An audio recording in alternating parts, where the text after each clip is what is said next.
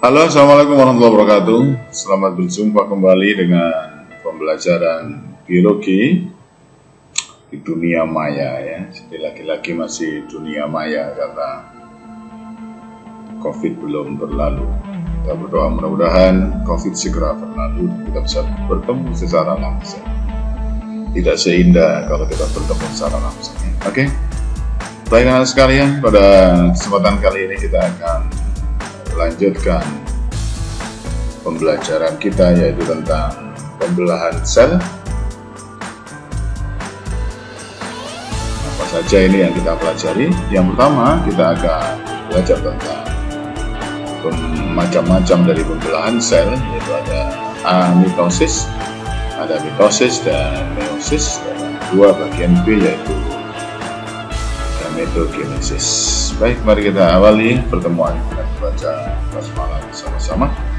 Bismillahirrahmanirrahim. Mudah-mudahan apa yang kita pelajari menjadi ilmu yang bermanfaat baik untuk kehidupan dunia maupun akhirat.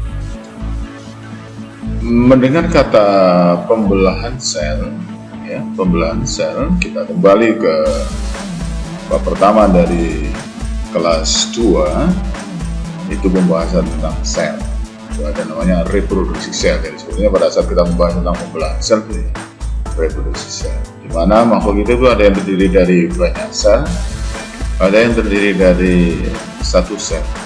Kita sering sebut ada multiselular, ada uniselular. Baik, kita awali bagian A yaitu tentang pembelahan sel. Oke.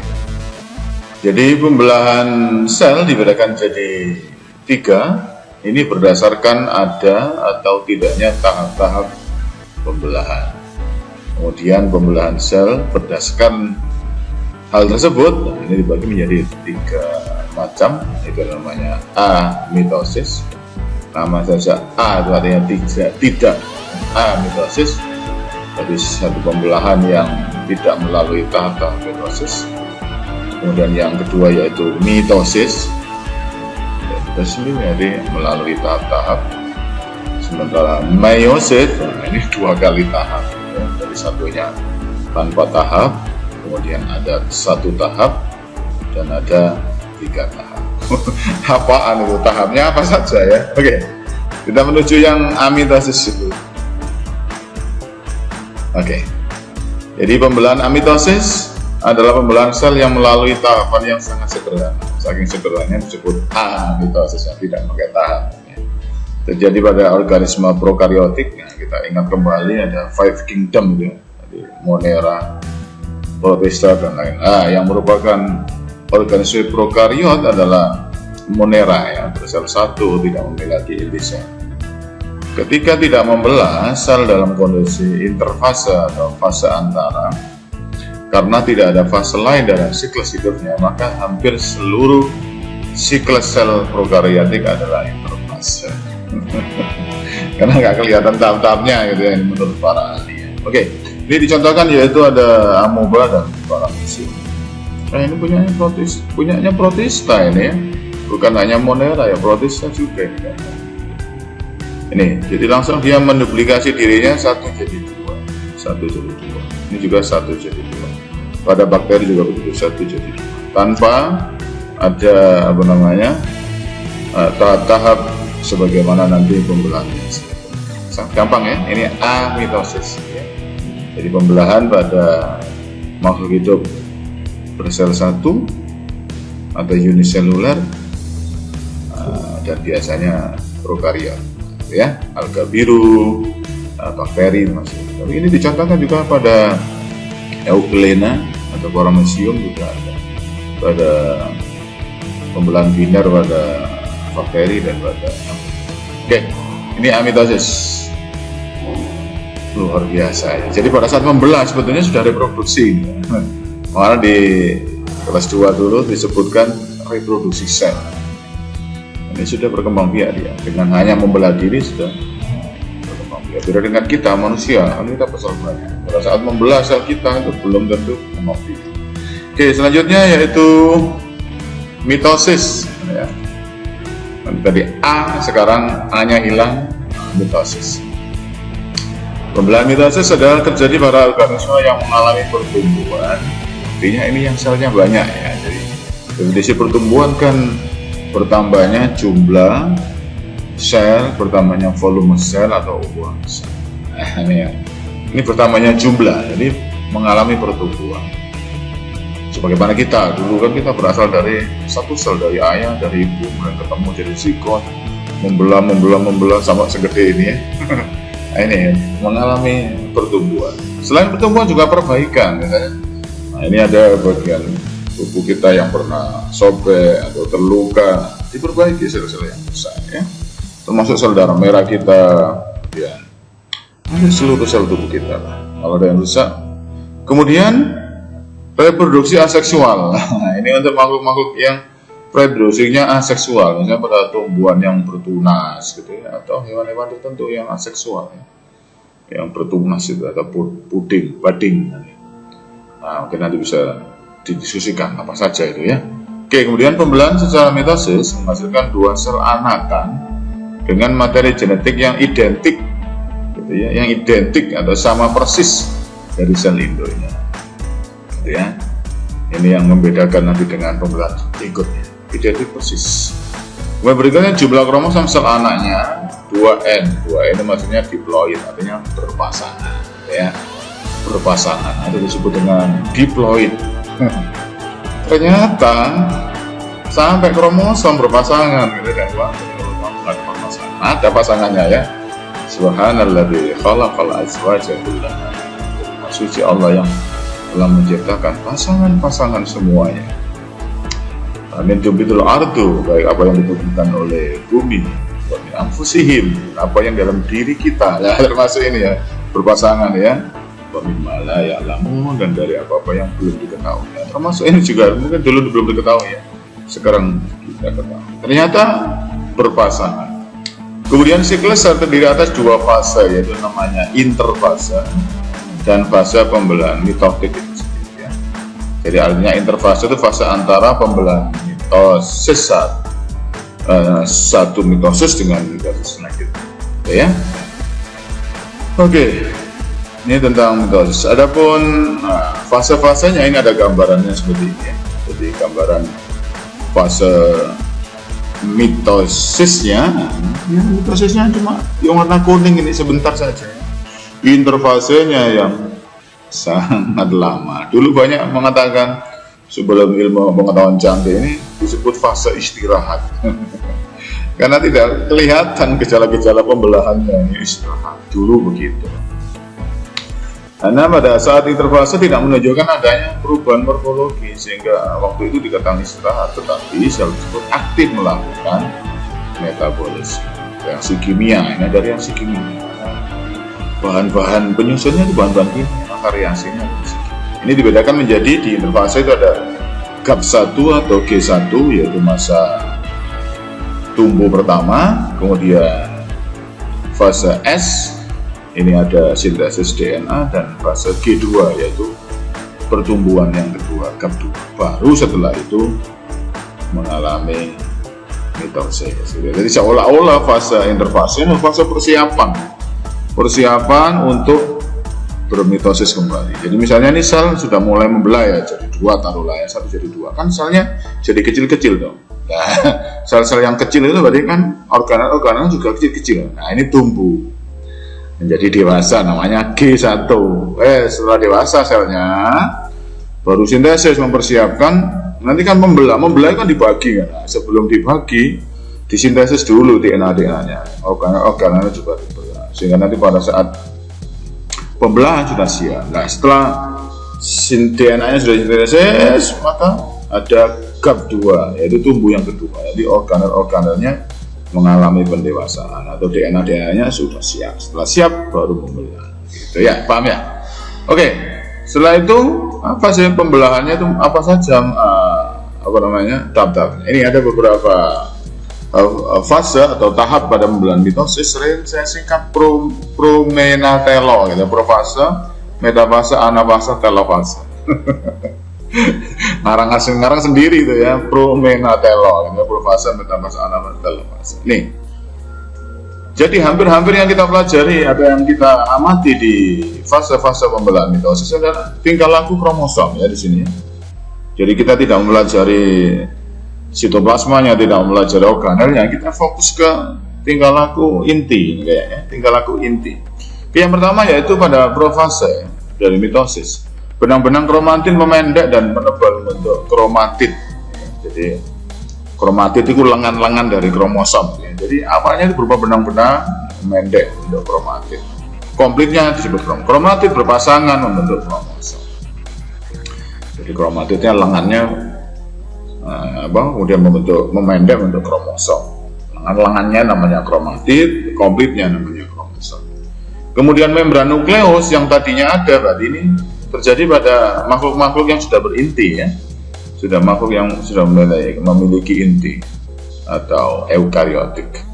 Membran nukleusnya kemudian menghilang di fase profase. Pada sel hewan, sentriol mengalami pembelahan. Sentriol tersebut memisah menuju kutub yang berlawanan. Nah ini sentriolnya, ya ini awalnya, ini kemudian menuju kutub yang berlawanan. Nah ini sentriolnya ya. Kemudian benang-benang spindle, dari sentriol ini kemudian keluar benang-benang mengatur diri gitu ya. Sedemikian rupa sehingga menyerupai bentuk pancaran aster. Aster itu kayak bintang. Nanti ini keluar dari benang-benang. Nanti memegangi kromosom. Ini profase. Ya. Kemudian yang kedua yaitu metafase. Metafase, fase tengah-tengah. Saya untuk mengingat-ingatnya ya, meta tengah-tengah ya. Jadi terbentuk benang-benang spindle tadi, kromosom terlihat semakin jelas. Kemudian kromosom berada di daerah ekuator. Seperti ekuator kalau seumpama ini khatulistiwa di tengah-tengah ya. Setiap kromosom kemudian masih terdiri atas dua kromatid yang terkait pada sentromer. Dua kromatid yang terkait pada sentromer. Pada setiap sentromer ada dua kinetekor yang masing-masing dikaitkan dengan benang spindle. Jadi kinetekor itu di tengah-tengahnya ini diikat oleh ini yang berikatan dengan benang-benang ya. Ini fase metafase, fase tengah-tengah di mana kromosom berjajar di bidang ekuator. Oke. Kalau sudah metafase, ini anafase. Benang-benang spindlenya kemudian ditarik memendek ke samping. Nah, melihat gambarnya ini. Oh, tarik ke samping. Kemudian kromatid menuju kutub yang berlawanan. Jadi lepas ya kromosomnya tadi bagi dua gitu ya. Nah, ini namanya dibelah dibagi dua dengan bagian yang sama. Mulai terjadi. Setelah itu sitokinesis mulai, jadi terbentuknya mulai gitu ya, menuju ke telofase. Ya, ini anafase. Kalau saya guyonan saya itu gini, ini seolah-olah ditarik ke kutub yang berlawanan. Gitu. Jadi ini seolah-olah kalau dalam bahasa Arab ini milik anak, ini milik anak, milik anak bukan milik anak. Gitu ya. Akhirnya diberi nama anafase untuk mengingat saja itu ya. Kemudian berikutnya setelah anafase baru telofase. Saya mengingat-ingatnya kayak bentuk etelo lah, panjang gitu. Jadi setelah itu kromatid telah sampai di kutub. Setelah anafase tadi kan, dia sampai ke kutub. Kemudian kromatid menipis kromatidnya dan memanjang menjadi kromatid. Jadi kembali lagi jadi benang-benang. Kemudian kumpulan kromatid membentuk anak inti, terbentuk membran nukleus, terbentuk lagi membran nukleusnya, terbentuk membran di luar anak inti, kemudian sitokinesis. Sitokinesis artinya selnya kemudian menjadi dua sel dan berpisah. Kamu lihat ada namanya cleavage. Kamu lihat ini, dan terbentuk menjadi dua sel. Ini, kamu lihat, ya. Ini fase-fase dari mitosis, promenatelo, profase, metafase, anafase, telofase.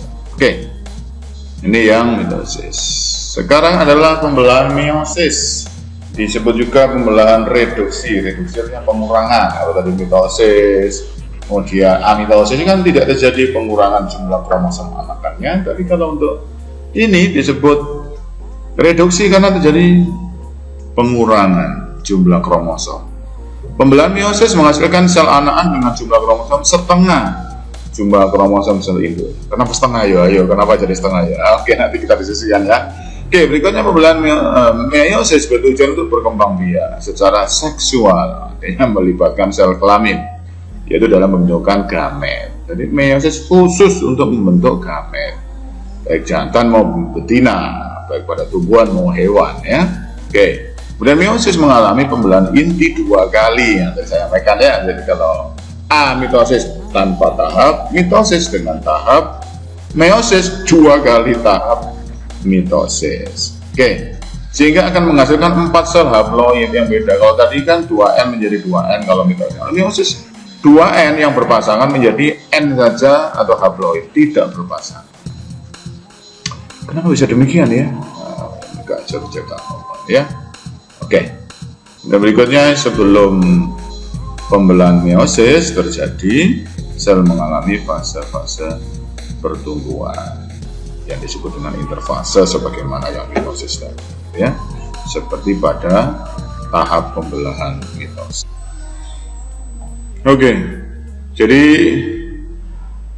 pembelahan meiosis ini juga mirip-mirip dengan tadi ya, yaitu pembelahan mitosis ya. Diawali dari misalnya ini habis membelah, gitu ya, di akhir pembelahan maka menuju fase interfase lagi, nanti menuju pembelahan selanjutnya, begitu ya, mirip-mirip saja ya. Cuma nanti silakan setelah nonton ini kamu cari perbedaannya di mana ya. Oke. Jadi pada fase interfase sama, sel ini mempersiapkan diri untuk membelah secara meiosis saat menjalani fase GAP1 pertumbuhan. Setelah itu fase S sintesis DNA. Kemudian setelah itu fase G2 pertumbuhan lagi. Baru selama fase ini sel tumbuh ke ukuran dewasa. Jadi setelah membelah kan selnya jadi kecil sama dengan yang saya jelaskan tadi ya. Menjadi dewasa dan menyalin atau menggandakan DNA.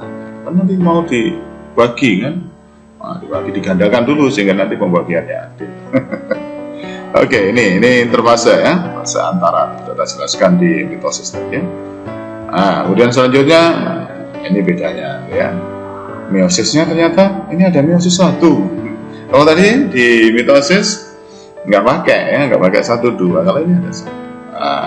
Perbedaan yang berikutnya itu pada profase 1. Kalau di sana tadi jadi 1 ya, ternyata ini ada dibagi menjadi beberapa tahapan. Ada leptoten, zigoten, pagiten, diploten, dan diagenesis. Untuk singkatannya apa ya? Lesipadidi. Lesipadidia gitu ya. Jadi leptoten, zigoten, pagiten, diploten, dan diagenesis. Apa saja yang terjadi dari masing-masing fase ini? Oke. Jadi pada fase leptoten ini kromatin berubah menjadi kromosom, sama tadi seperti Anda ya, seperti di mitosis ya. Jadi kromatinnya benang-benang menjadi kromosom. Kemudian beberapa organisme kromosom mengandung bentukan seperti manik-manik gitu ya, yang mudah menyerap warna, disebut dengan kromomer gitu ya, kromomer. Ini pada profase pada tahap leptoten gitu ya. Kemudian pada zigoten, sentrosom itu yang ini ya, yang warna kuning ini, atau oranye, kuning ya, oke ya. Warna kuning ini, sentrosomnya ini membelah menjadi 2, kemudian dia menuju ke kutub yang berlawanan, ya 2. Kemudian kromosomnya berbentuk 2 kromatid, jadi ada 2 lengan yang berpasangan dengan homolognya. Jadi homolog itu yang bersesuaian, misalnya kalau ini pink dengan pink, misalnya biru dengan biru itu yang. Nah ini berpasangan kan di dalam tubuh kita itu semua kromosom berpasangan, satu dari ayah, satu dari ibu. Jadi kita ini berpasangan semua. Kita ada 46, berarti kan 23 pasang. Ini fase zigoten. Yang ketiga yaitu fase pagiten. Di fase ini kromosomnya melakukan replikasi, ya, penggandaan. Jadi artinya lengannya sebetulnya hanya 1-2 saja. Tapi ini di fase pagiten ini mengganda lagi menjadi 4 ya, atau tetrat, jadi 4 lengan, atau disebut dengan bivalen. Nah, ini yang pagiten. Sementara yang pada diploten ini kromosom yang homolog saling menjauhi sehingga terbentuk perlekatan berbentuk X. Menjauhi tapi ada bagian yang saling menyilang gitu ya, antara satu kromosom yang homolog dengan kromosom yang lainnya menyilang begitu. Sehingga di sini memungkinkan pindah silang. Jadi Karena kromosom itu juga bahan kimia, dan bahan kimia itu kalau berdekatan bisa terjadi pindah silang. Ya, ini nanti menimbulkan variasi-variasi. Kemudian fase terakhir dari tahap terakhir dari profase 1 yaitu diagenesis. Jadi di awal diagenesis ini kromosomnya kembali terbentuk, jadi istilahnya sudah komplit gitu ya. Kemudian transkripnya berhenti atau penyalinan materinya kromosom berhenti, tetrad mulai bergerak ke ekuator, garis tengah gitu ya, benang spindle mulai menyebar. Jadi benang-benang spindle ini seolah-olah memegangi dari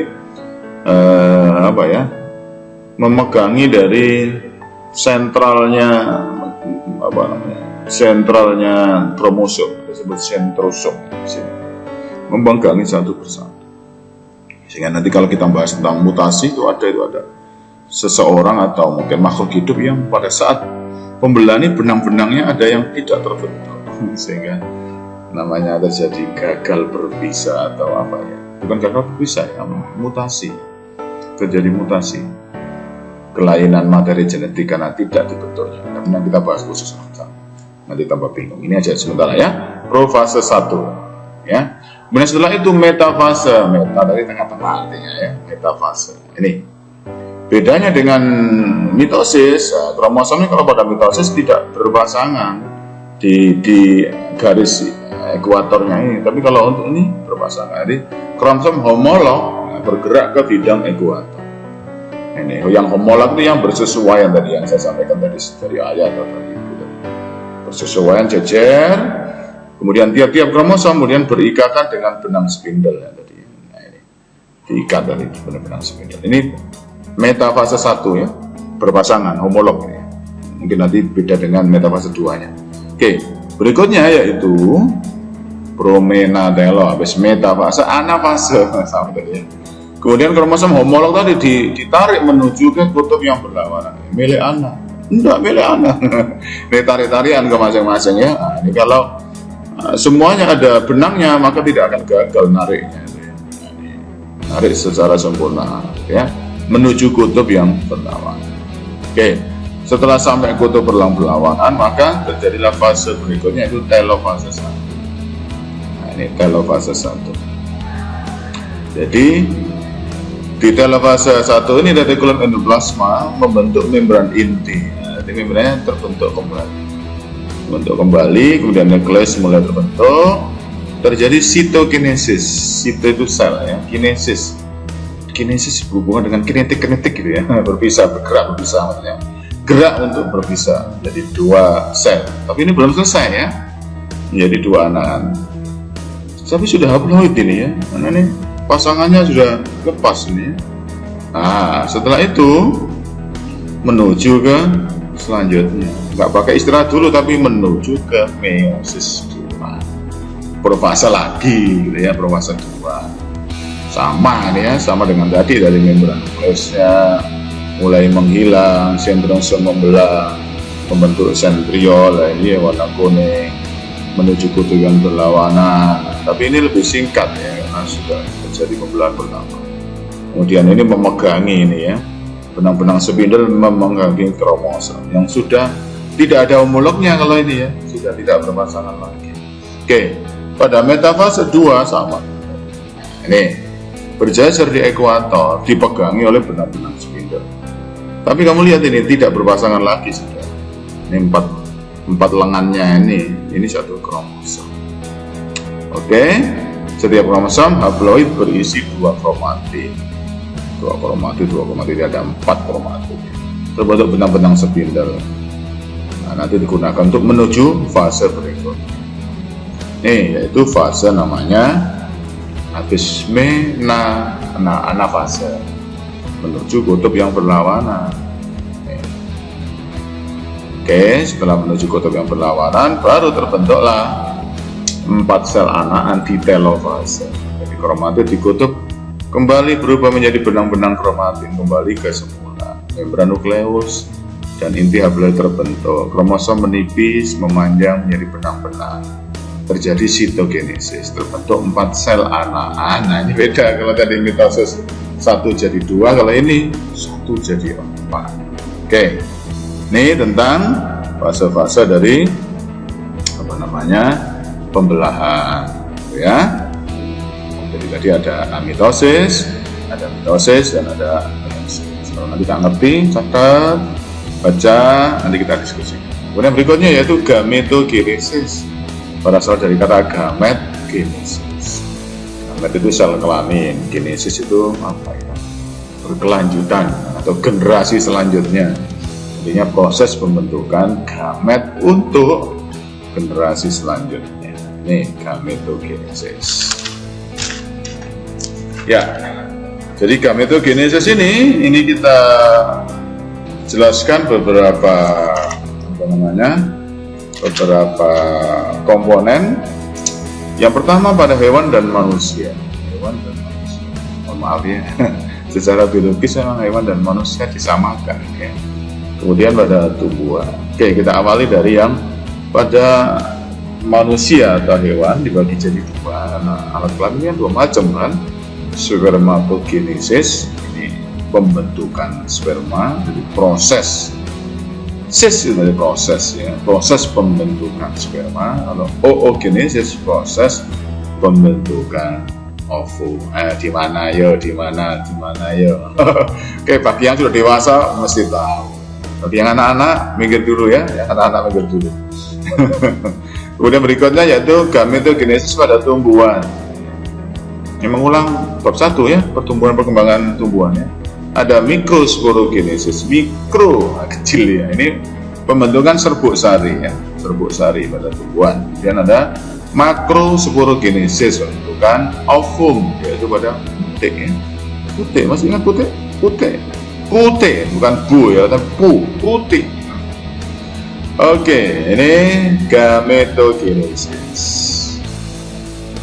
Nah, ini contohnya di sini adalah spermatogenesis. Jadi ya, diawali dari spermatogonium, yaitu cikal bakal atau induk dari sperma. Kemudian masih 2N ya.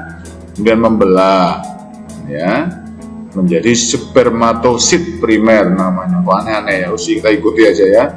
Spermatogonium membelah menjadi spermatosit. Ini masih 2N jadi 2N, berarti mitosis. Setelah itu meiosis 1 menjadi spermatosit sekunder. Sudah 2N. Sudah 1N. Kemudian membelah lagi, kan 2 kali tadi toh mitosisnya kan. Meiosis kedua membentuk spermatid. Nah, kemudian spermatid mengalami pematangan, mature sperm. Jadi mengalami pematangan, terjadi penambahan ekor. Karena nanti dia punya misi menuju ke ovum. Dia nggak punya mata loh, ngerti ya? Ini amazing, ya. Keajaiban penciptaan oleh Sang Maha Pencipta. Ini punya ekor, karena nanti persiapkan dia harus berenang, bersaing nanti menuju ke ovum. Oke, dari 1 jadi 4. Bapak kok bisa jutaan, Pak? Maksudnya sel induknya ya banyak, tidak hanya 1 gitu ya. Oke, di mana ini ya terjadinya ya? Di testis. Hewan juga ya? Nah, hewan yang punya testis ya juga sama. Oke, berikutnya adalah oogenesis. Oogenesis jadi proses terbentuknya ovum. Di mana? Di ovarium atau induk telur. Ini induknya namanya oogonium. Membelah 2N berarti mitosis ya. Namanya oosit primer. Oosit primer membelah lagi meiosis 1 menjadi oosit sekunder, baru membentuk. Ini aneh nih, beda dengan yang sebelah kiri ya. Pada saat oosit sekunder ini membelah, ini membelah akan terbentuk namanya badan polar ya, primary polar body. Ini agak aneh ya. Jadi pada saat pembentukan ovum ini ada yang mengecil pembagiannya, nggak adil seolah-olah gitu ya, nggak adil. Nih. Sehingga cuma jadi 1, harusnya memang 4 ya, tapi menjadi namanya polar body atau badan polar. Ya, nanti akan menghilang. Jadi seolah-olah gitu ya, seolah-olah ini merelakan dirinya untuk biar aku gak jadi gak apa-apa. Semua materinya difokuskan untuk ovum fungsional. Jadi dari 1 jadi 4 sebetulnya sama 4, cuma yang fungsional cuma 1. Nah ini bedanya. Kalau laki-laki terus-terusan ini ya, kalau ini sebulan sekali ya, di 1 ovarium itu sebulan sekali. Jadi sebulan hanya 1 ovum yang diproduksi. Ya, sebelah kanan bulan ini, bulan berikutnya sebelah kiri, gitu. Sehingga nanti bisa dirasakan bagi yang kaum hawa ya. Apa ya nyeri saya kalau sebelum mens atau PMS itu kok sebelah kanan ya. Bulan berikutnya kan sebelah kiri ya. Ini karena memang gangguan. Anda tiap hari sampai Anda tuh sakit terus sampai. Nah ini rahman rahimnya Allah. Di sebulan cuma 1. Gitu aja sudah manusia jumlahnya segitu. Apalagi banyak telurnya kayak ikan agel gak muat ini ya. Nah ini sudah kasih sayang Allah ya. Berikutnya manusia ini. Manusia nanti ada pertanyaan. Wah ini yang agak unik pada tumbuhan ya. Mungkin belum pernah kita pelajari ya. Mikrosporogenesis pembentukan serbuk sari juga diawali dari sel inti serbuk sari langsung ini ya mengalami meiosis 1, mengalami meiosis 2, jadi 1 jadi 4. Lah uniknya gitu ya, uniknya setelah terbentuk 4 sel anakan ini kemudian terbentuk inti yang beda, jadi namanya karyogenesis. Jadi ada pembelahan inti tetapi tidak diikuti dengan pembelahan sel, paham ya? Namanya karyogenesis. Jadi intinya membelah tapi selnya tetap jadi 1 sel. Jadi ini nanti terbentuk 4 sel anakan tapi intinya ada namanya inti generatif dan ada inti vegetatif. Nah inti vegetatif nanti khusus berfungsi untuk membentuk namanya saluran serbuk sari atau bulu serbuk sari. Jadi pada saat nanti dia nempel di atas kepala bunte, maka inti vegetatifnya atau nukleus saluran serbuk sari akan membentuk pipa kecil gitu menuju ke ke ovum ya, ke sel telurnya. Kok tahu ya? Keajaiban ya. Jadi seolah-olah menuntun gitu ya, seolah-olah nanti menuntun nukleus sperma. Jadi inti spermanya atau nukleus generatifnya nanti ada 2 ya. Ada generatif 1, ada generatif 2. Itu dibahas di pembuahan tumbuhan. Kapan? Sudah dibahas belum ya? Nah, nanti kalau perlu dibahas monggo. Jadi nanti ada inti sperma 1 bertemu dengan ovum menjadi embrio. Kemudian inti sperma 2 ketemu dengan apa itu ya, badan sinergit kalau salah ya, dengan inti kandung lembaga sekunder ini ya, yang 2 ini ya, nanti di sebelah kanannya itu membentuk namanya cadangan makan atau daun lembaga sekunder. Tuh ini mikrogenesis, mikrosporogenesis, rumit juga ya. Inilah mudah-mudahan kita mulai beriman dengan ciptaan-ciptaan orang luar biasa ini. Meneliti ini kayak opo yo. Nah, ini manusia ini hebatnya bisa meneliti. Berikutnya yaitu gametogenesis yang makrosporogenesis, yaitu pembentukan sel ovum. Bukan ovum saja ini kan, nanti ada beberapa. Diawali dari megasporosit atau induk dari induk dari makrosporogenesis, kemudian meiosis 1, meiosis 2 menghasilkan 3 sel anakan. 4 megaspora. Kemudian megaspora yang telah mengalami degenerasi. Dari 4 ini kemudian degenerasi yang 3 ini mengalami degenerasi atau mati ibaratnya. 1 tok. Mirip dengan yang tadi ya, pada manusia tadi ya. Rela berkorban, terus kamu bawa aku mati, pokoknya kamu tetap lestari, seolah-olah begitu ya. Oke. Dari 1 yang tersisa ini, selnya ini kemudian mengalami karyogenesis seperti yang sebelah kirinya tadi. Jadi intinya membelah, tetapi selnya tidak membelah. 1 jadi 2, 2 jadi 4, 4 jadi 8. Jadi dia mempunyai 8 inti di 1 sel. Luar biasa ini ya. Oke. Nah, ini ada yang jadi sel telur yang ini paling besar ini ya. Ini ada sel telur, kemudian dikawal dua namanya badan sinergit. Kemudian ini yang dua-dua tengah itu adalah apa ya gitu ya? Inti kandung lembaga sekunder kalau nggak salah ini. Inti kutub. Kemudian, ini kayaknya ada sedikit kesalahan ya. Kandung lembaga sekundernya itu yang tengah-tengah ini dua ini ya. Sementara yang badan kutub atau inti kutub yang tiga.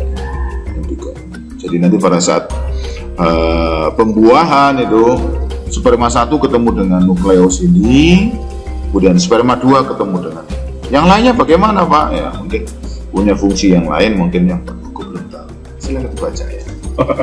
Oke, ini makrosporogenesis. Rumit juga kan? Itulah ilmu ya. Tapi kalau sudah dipelajari, kita instan saja ini sudah dipelajari orang lain. Kita tinggal mempelajari. Oke, yang terakhir tentang keterkaitan meiosis dengan fertilisasi makhluk hidup. Agak rumit ini apa ini ya? Jadi meiosis itu memungkinkan atau gampangannya reproduksi seksual itu memungkinkan percampuran sifat-sifat dari ayah dan ibu itu yang nanti menghasilkan keturunan yang bakal bervariasi gitu ya. Karena dia terjadi banyak kemungkinan. Kemungkinan pertama apa ini? Terjadi pemilahan kromosom secara independen itu bebas gitu. Jadi dia mau berpasangan dengan siapa saja kromosom yang homolog tadi itu, yang homolog itu ya, bersesuaian ini, dia berpasang-pasangan. Ini ada yang mengatakan secara acak urutannya, sehingga nanti akan terbentuk probability-nya, ada kemungkinannya ini kamu. Ada kombinasi 1, kombinasi 2, kombinasi 3.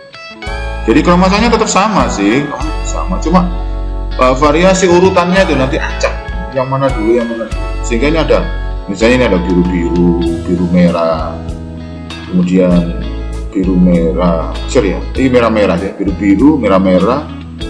merah merah biru. Ini hanya 4 aja ini ya. Padahal di manusia ada 46, tapi 23 pasang. Dia berpasangan secara bebas sehingga memungkinkan jadinya variasi. Yang berikutnya yaitu pindah silang. Nah, seperti saya sampaikan tadi ya. Jadi pada saat kromatid ini berdekatan dengan kromatid lain yang homolog, dia bisa bertukar nanti ya, sehingga variasinya nanti manusia itu semakin banyak. Walaupun ya tetap manusia sih, cuma variasinya wajah-wajahnya kombinasi hidung, mata itu kadang-kadang matanya mirip bapak, terus bibirnya mirip ibu, atau kombinasi yang luar biasa. Ada yang sama-sama kuat gitu mirip. Ya, kamu lihat aja lah wajahmu yang mirip siapa, semacam itu. Kemudian yang namanya fertilisasi random, artinya pada saat ovum ketemu dengan sperma, ketika spermanya misalnya sudah mengalami kombinasi, maka nanti pada saat misalnya 8 juta sperma yang berenang mencari ovum itu 8 juta, berarti kan ada variasi segitu banyak ya. Nah, itu akhirnya dengan reproduksi secara seksual ini memungkinkan terjadinya variasi baru. Termasuk kalau kita bicara tentang padi misalnya, itu ada varietas atau anggrek misalnya, dendrobium itu sampai berapa macam kan, disilangkan menghasilkan jenis-jenis yang baru, tapi ya tetap anggrek gitu ya, nggak bisa jadi kelapa, bukan, tetap anggrek ya, terjadinya variasi atau sebenarnya varietas. Oke? Oke, itu tadi materi kita. Nggak susah ya. Anak IPA, oke, anak IPS harus oke juga lah.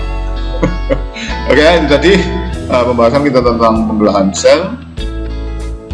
Yang pertama tentang macam-macamnya, mitosis dan meiosis, dan endogenesis. Oke, mudah-mudahan paham dan semakin kita menyadari betapa lemahnya kita, betapa ajarnya ciptaan Tuhan, ciptaan Allah di jagat raya di dunia. Jangan terlalu jauh di pelajaran ini aja. Sangat luar biasa, mudah-mudahan jadi ilmu yang bermanfaat. Kita termasuk bagian dari ini. Kenapa wajah saya seperti ini? Ada kombinasi kan? Oke, terima kasih. Mari kita akhiri dengan bacaan alhamdulillah. Subhanakallahumma wa bihamdik, asyhadu an la ilaha illa anta, astaghfiruka wa atubu ilaik. Terima kasih ya. Assalamualaikum warahmatullahi wabarakatuh. wabarakatuh.